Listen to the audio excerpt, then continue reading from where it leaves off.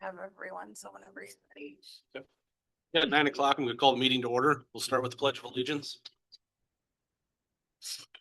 I pledge allegiance to the flag of the United States of America and to the republic for which it stands, one nation, under God, indivisible, with liberty and justice for all.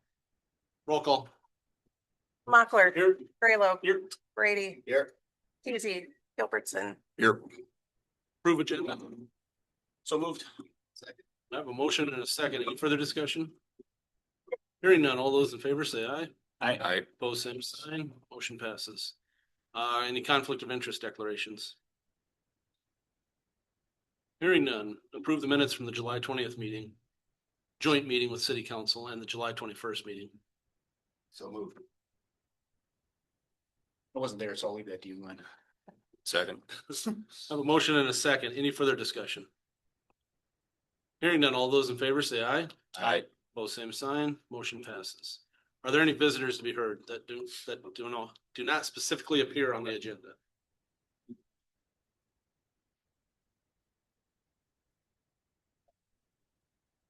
I just wanted to introduce you all to my new clerk. This is Lisa Utek. She started with us July 13th. She's doing fantastic. So if you call the assessor's office, this is who you get on the phone now.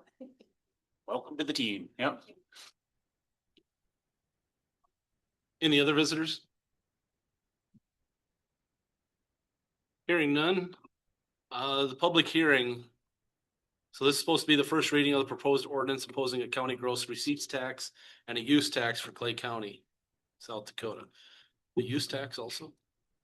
That's how it's defined, right? Okay. So I'll let Michael extend what. Thank you. So a citizen approached and advised that they felt like the notice that was published back on July 10th or July 17th possibly did not provide enough information regarding the location and the time of this hearing this morning. I've done some research. I do believe we're in compliance with state law. Reading two laws put together, it essentially says that we have to notice this first hearing. And then when you read the open meeting laws, which is 125, 1.1 of SDCL, essentially mandates that we then post our agenda within 24 hours. So the notice that went to the newspaper said that the commission is going to have this first reading today, and then read in conjunction with 125, 1.1, which requires us to post our agenda within 24 hours. I do believe that we have the lawful ability to move forward with this first reading. However, there is, it was unintentionally omitted the location and the time of this hearing.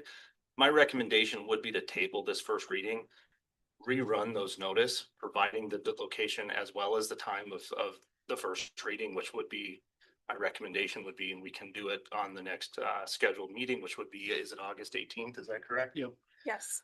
So my recommendation ultimately today would be to table this just out of an abundance of transparency. I believe you lawfully have the ability to move forward with today's hearing, but to allow for more notice.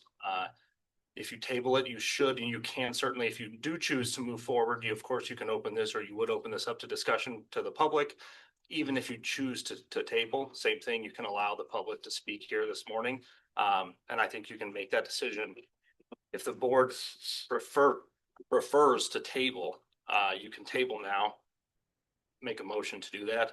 If you want to open it up for discussion regarding that, you can also do that again. But before we end and move on to the next agenda item, regardless of the decision you make, you can open it up as well to the public for those that are here to at least make their statements. And then also, you know, if they're not available for the next one, they're available today. But ultimately, it's up to the board. So, I saw the email chain, had noticed that omission. Was a little bit surprised at, your findings in state law. I think maybe next time we meet as an open meetings commission, we might want to note that, because I'm sure it's not in the spirit of the law to not say where and when you're going to be doing the thing. But so I did have a couple questions kind of in a practical sense. And so were we to hear this for a first reading today, hear it for a second reading as soon as possible, and were it to pass both of those readings, the soonest this will be implemented is January 1st of next year. Correct. And were we to table this till August 18th and then it passes a first reading then and is scheduled for a second reading, then would that process still be able to take place and still be able to implement this January 1st? Yes, I had a conversation with the Department of Revenue. Ultimately, if they just need a 90-day, which I think is October 2nd or October 3rd. So notice has to be provided to the Department of Revenue that it's been passed. If this board passes this ordinance, there needs to be a 90-day window. And we can certainly still meet those deadlines with, there's publications and timeframes that have to pass. But it is still possible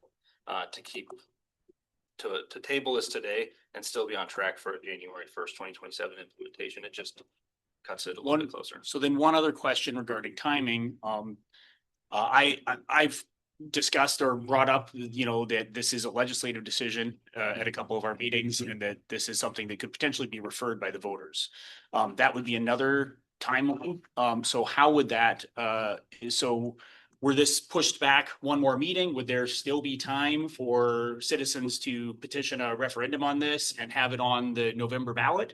Or how would that work practically? Or would it? Yes is the answer. As far as would that be possible? Yes, practically that would have to be a question for the auditor as far as what the timing is for getting on the November ballot. I'm not aware of. Alternatively, I believe it would just be a special election if it doesn't meet that ballot deadline. Is that correct? Right. And I have not had a chance to look at the election calendar and figure out what that deadline would be.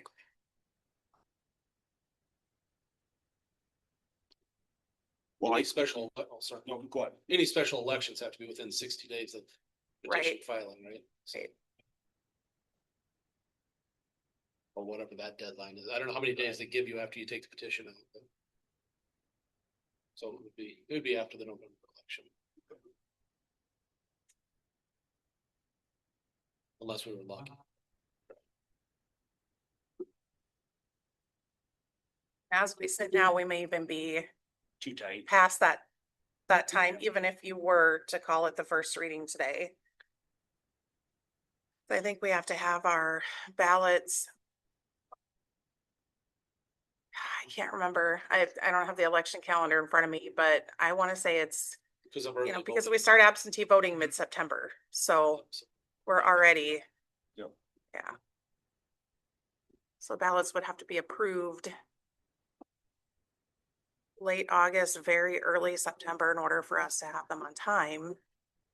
So I think we'd already probably be So I think that late. my take on this is that in an instance when there's not a practical change that delaying this one meeting would take, then I think that we should, the next good that we should be considering is transparency. So I would be interested in the body hearing any comments there in the room so that anybody that saw this on the calendar, maybe took time off work to they come make a comment, has that opportunity. And then tabling the first reading to the second meeting. So I don't know if I need a motion to, or if maybe just a Motion to discussion. table. What people think that is. We That need was a gonna be motion my to table. question. Do we ask for public input first or it doesn't matter? It doesn't matter because it's on the agenda. You can either open it up to the public before you make a motion, or if you want to make a motion to table, you can then Open go discussion. through that, yeah, and then still open to discussion. So So I move to table this till the next meeting, this first reading. How's the 18th? Second. We have a motion and a second. Any further discussion? Hearing none, all those in favor say aye. Aye. Opposed, same sign. Motion passes. Now, do we need a motion to set the 18th or is that already done? I would make a motion again. I would just add, now make a second motion to move the first reading to the 18th, and then you can open to discussion after that motion. Okay. So say that again. I would just make it simply, I'd just make a motion to now schedule the first reading for August 18th. Okay. At 9 AM. So move. Second. I have a motion and a second. Any further discussion? Now, the plan is to have it on the 18th, and if it moves to the second reading, it'll be on the 25th. Okay. So we'll be meeting back to back.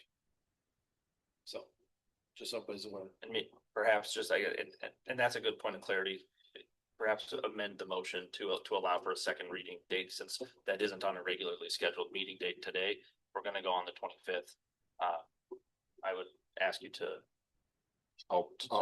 resend and then to send your motion. I'll rescind my motion for that, for the 18th. And then make a motion to, We don't do, hold on, okay. And to have that second meeting on the 25th of August. first reading on the 18th and second. You for sure? 20. Oh, I hung them all up. Let me show you. I need my glasses, sorry. So I tried. Okay, so I've got a motion for the first reading on the 18th, followed by the second reading on the 25th, if it moves to. And I didn't realize we have a meeting scheduled for the 25th, so what's that? We're just doing it because of this. Oh, okay.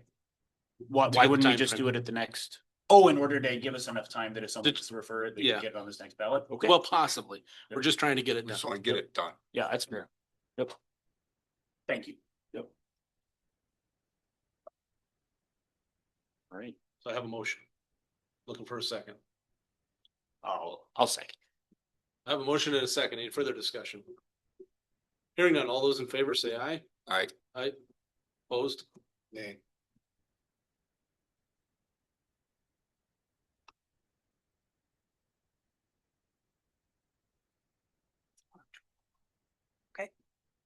So roll call, Mochler, Yes. Graylobe, Yes. Brady, Nay. Gilbertson. Yes. Motion passes. Now, since we got past that, is there anybody here who can to speak on this topic, who'd like to speak?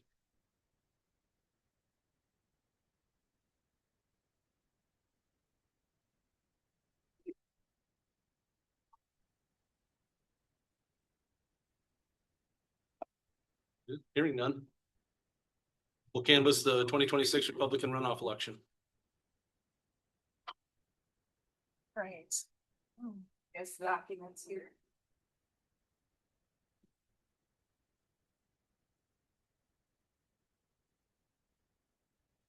So this is gonna be a little bit different because we don't have poll books to open. So I don't know who wants to, if you guys just wanna take a sheet. What we've got here is the results from the tabulator. And then the recap sheets from the poll workers, which I tried to kind of total up for you so you can see the total Yeah. between the absentees, and then the second sheet for each precinct is the polling place. So it'll have the total at the bottom. I just tried to total it up for you so that you have it. And then these are the poll pad check-ins.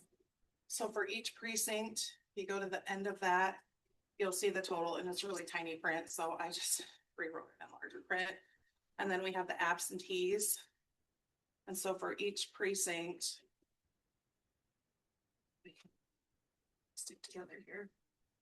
There's a total at the end there. We combined Central 1 and 2 for just Central. And then we combined Northeast 1 and 2 for just Northeast. So when you get to that, it's gonna look a little different than the other precincts. And then Glenn, I've got the Canvas certificates here. So the first page will be what you guys sign if you approve. But then the second page has the number of votes for each candidate.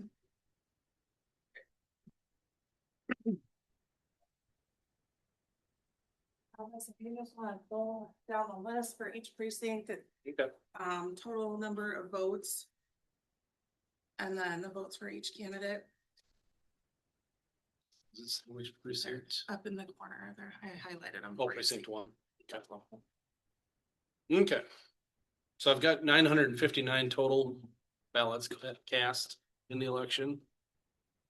Then in precinct 1. Got 139. Kevin, you might have to do a little math. I'm sorry. I should have maybe combined them and totaled them up a little better for you. Yeah, I'm just gonna real quick total the top number because that's the one. Oh. Yeah, what? 139 for precinct 1. So you have your 104 and then you have your absentees. Yeah, so I said you might have to do a little math. I'm sorry about that. 38. I'm not sure. Okay, you had 904 We total. did have some ballots 50. come in on election day, so that might have been one of the precincts that we had. Might have had, I think we had 2 ballots that came in on election day.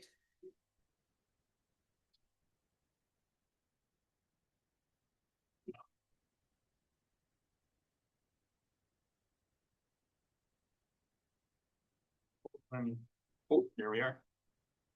Slide, yep, it gets us there. Okay, right, so my total vote matches what I see tabulated these on the first one. I've verified that the sheets say. Kevin's missing one somewhere on his, Yeah. which Jeffrey has. Full ballots that came in on election day that would have not been on that absentee because they would have still been kind of outstanding. And so I think that might have been one of our precincts. I did catch the one other one that came in, so.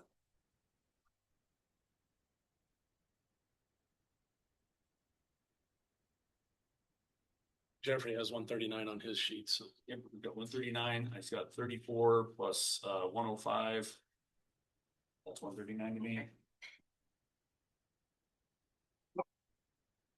You got 139 on the tabulator sheet, Travis? Yep. Yep, okay. And then precinct 2, 64. Yes. Precinct 3, 245.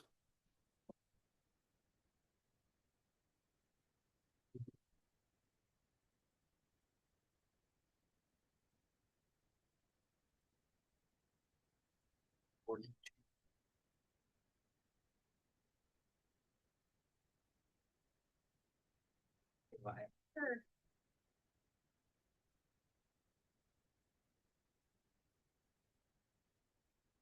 Wonder why, I'm gonna have to go back in the software and see if I can figure out why there's a difference there.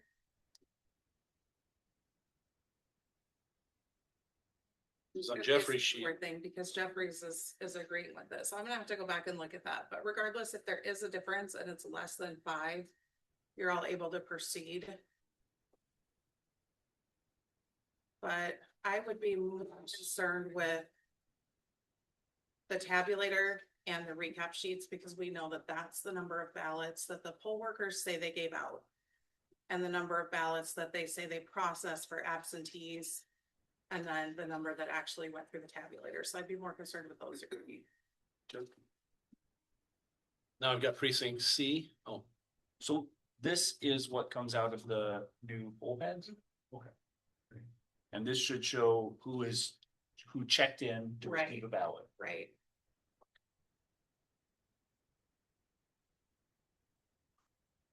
precinct C, 55.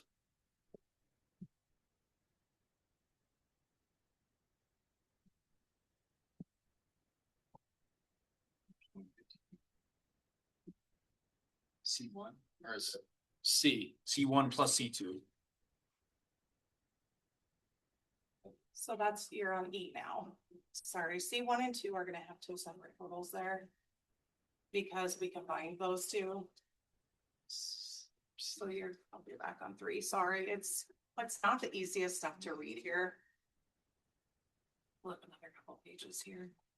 So this is where I totaled them up for you, we have 23 and 3. 6 and 52.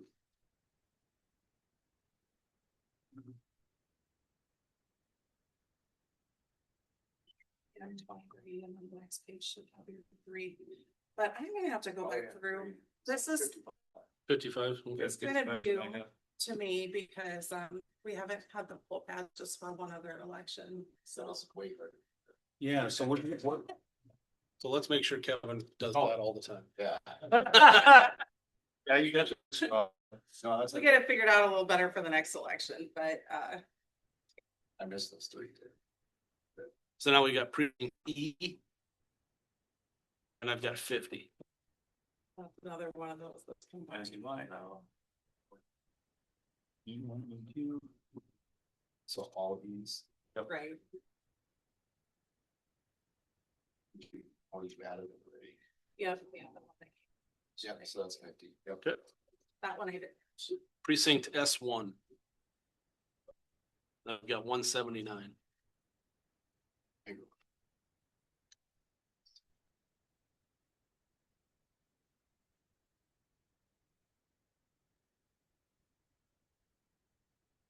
Six. And I wonder.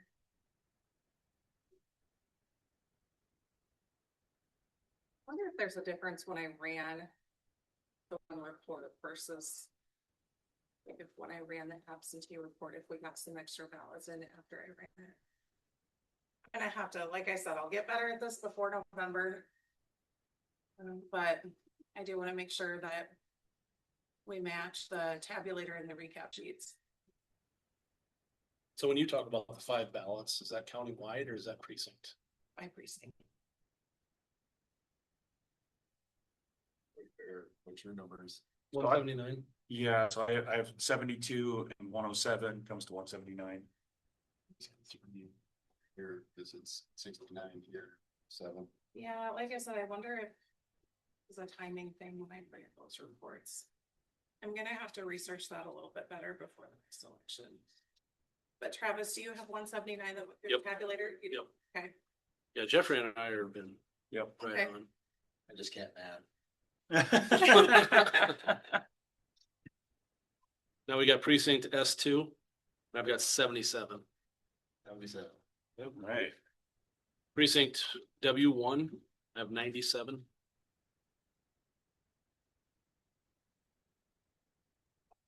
What do you have? 97. 95. Huh.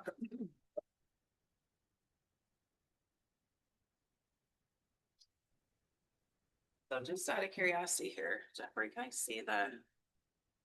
Okay, so got what does it say you have an absentee 42? Okay, and they've got 44. It's gotta be a difference within the software. Maybe a timing when I ran the report. I've gotta figure that out. But Travis, you have, Jeffrey and I are right on. you agreed? Okay, Yeah. okay. I am a little curious about this column. So occasionally, so there was something that said express and this one says scan. Yep, express vote. So they had one express vote ballot in that precinct. Okay. What is an And then express the vote ballot? rest. So the express vote is the machine that we have, for really anybody that wants to use it, but it's designed for people that are not able to mark their ballot themselves. Okay. So a Gotcha. blind person could vote on it, and it will read them their choices, and then they have a braille keypad. So then they can select their choices, and it will print the ballot, prints the choices on the ballot, so then they are able to go back and hear it, read them what it printed, Thanks. so then they're able to mark their ballot on their own. That's great. Yeah, Thank you. we have a few people in the county that do use it for each election, and it's a really good thing. So precinct W2, I've got 53.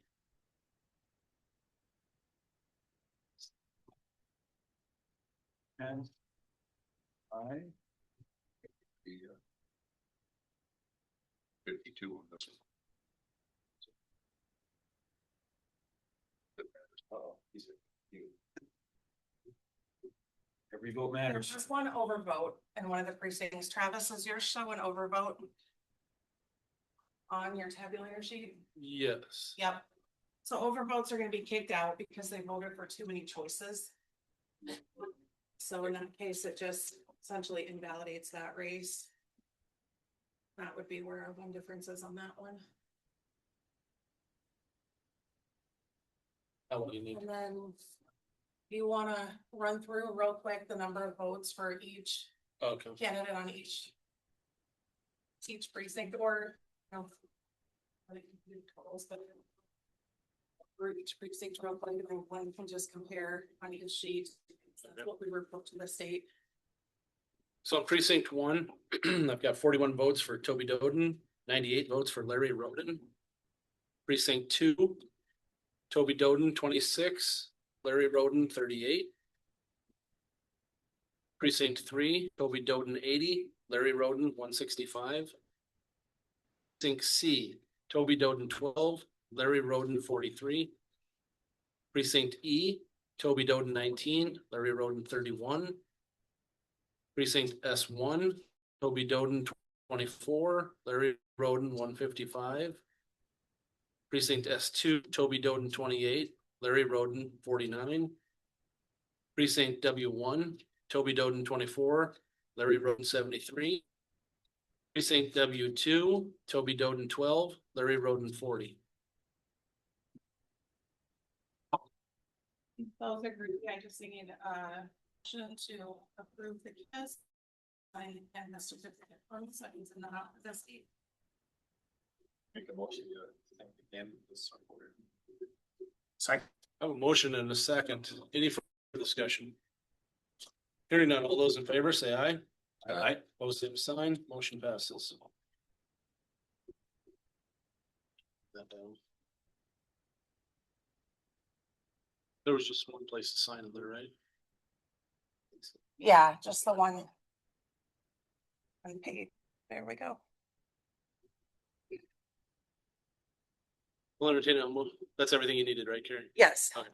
We don't have to do a post-election audit for this since it wasn't a primary or general. It's not a primary? It's just a run line.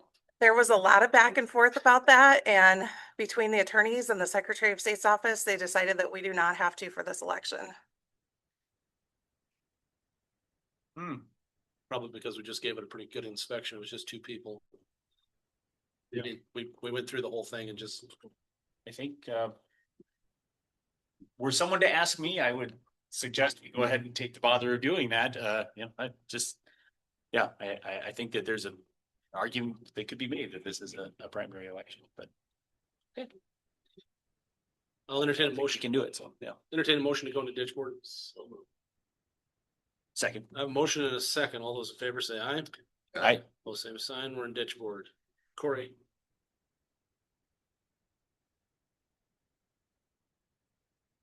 So I'm just here to get the approval on the estimate for the spray, which is $14,954. Move to approve. Second. I have a motion and a second. Any further discussion? So this is for the tree spraying on Yankton Clay Ditch. Corey did some legwork and got it down way cheaper.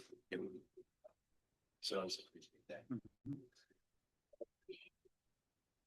Any other discussion? Is this the drone guy? Yep. Yeah. Yeah, same guy that had originally wanted to do it, so it was just the chemical that we needed to figure out. Okay. So hearing none, all those in favor say aye. Aye. Aye. Pose same sign, motion passes. Thank you. Second. A motion and a second, all those in favor say aye. Aye. Pose same sign, we're in regular session. Andy, inmate boarding contract? Yeah, we have another contract request. Charles Banks County has asked to house inmates with us. They're running into a crowding situation and they brought 5 over yesterday. And so we told them we would hold them at our non-contract rate till we had a signed contract. Well, they brought with a signed contract. So their sheriff and commission already signed it, so I've got a signed copy for us to sign. We proposed to them the same $95 rate that we charge other counties, and that's what they're paying even today, which is our non-contract rate. Otherwise, it's standard agreement that we've got with all the other agencies. Yep. So I move to authorize the chair to sign this. Andy and I both need to sign it, so. Oh, thank you. I'm in that to both Andy and the chair. Yep. Second. I have a motion and a second, any further discussion? My only discussion would be the $95 rate. That is our standard rate right now. But I saw in the last meeting, we entered into a 3-year contract with the marshals at that rate. So are you expecting that 2027 is going to be $95 rate? Or we can have some discussions about that? I think there'll probably be more discussion with the marshals. We did sign a 3-year contract, and so we're kind of bound by that, and I'm not uncomfortable about that. The $95 rate is set in statute for Department of Corrections housing. Yep. And there will be discussion in the legislature whether or not that's appropriate. There's Sheriff's Association's been gathering information on what our actual cost is to house the inmate, Department of Corrections. They don't feel they should have to pay us to transport their inmates to the doctor, do things like that. So we'll have to work that out. So we're probably bound to the $95 even at the first year with the Department of Corrections until July anyway, if the legislation's changed. In our other counties, yeah, we could probably talk about that and decide if we want to set a rate, and I'll have that information about what our actual costs are. If we want to adjust that a little bit, but these other counties are coming to us. We've been housing for Bonham County and Charles Mix County quite a bit lately. Turner County, as they start having court in their courthouse, tend to use us a little bit more. I don't believe that's because it's more cost effective for them. I believe it is. Other counties charge more. Some are over $100. Yankton and Davis and Minnehaha County are over $100 a day. So I know that probably weighs into it, but the fact is these other jails, they're having to drive past Charles Mix and Bonham County, drive past Yankton to enter because Yankton's full. Yeah. So, I don't want to take advantage of that and raise the rate because we can, but I think if it's fair to us that we raise it, we should. So I think it's probably appropriate to talk about that. This contract is, I dated it August 1st. It says for a year, but it also says that we can, amend it. Okay. Thank you. Any further discussion? Hearing none. All those in favor say aye. Aye. Aye. Pose same sign, motion passes. Andy, do you want me to sign Yeah. that one?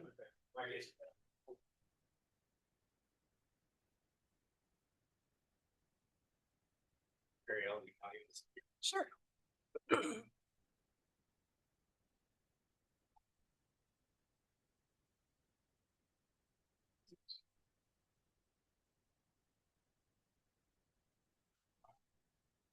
Fold it up. Well, at least I didn't pin it to his shirt. When you get home. Lloyd Construction Substantial Completion Certificate. This is on the clerk of courts, Court services. court services. And Scott isn't here because he's doing a walkthrough of all the facilities with the insurance company. They do that every 3 years just to make sure that our coverage is where it needs to be.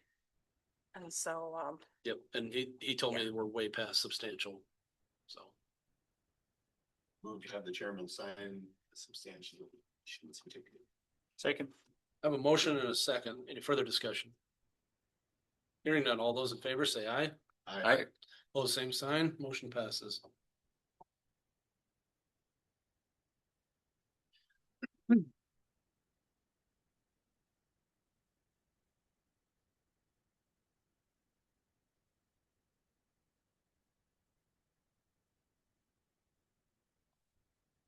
Rhonda.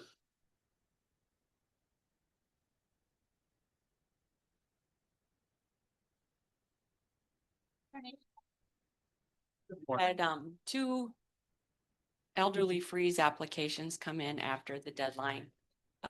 Both of them are, the only reason I had to deny them was the fact that they came in after the deadline. They meet all the criteria financially and age appropriate. So I ask that you approve their assessment freezes.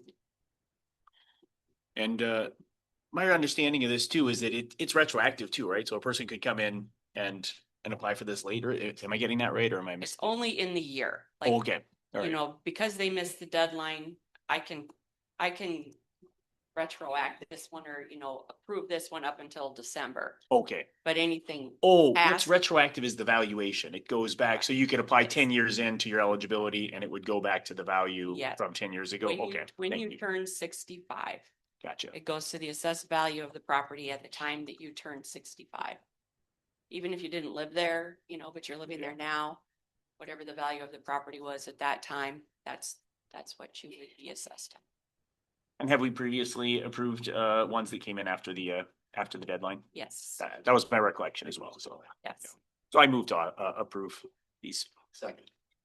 I have a motion and a second. Any further discussion? Hearing none, all those in favor say aye. Aye. Aye. Pose same sign, motion passes. Thank you. Thank you. Thanks. And then we've got approve accounts payable vouchers. Questions on them, so I'll move to pay the vouchers. Or did you? I did have, Deborah Gap. She does, mental illness board. Michael's probably more familiar with this, but she's, the QMHP for the mental illness board. Qualified mental health professional.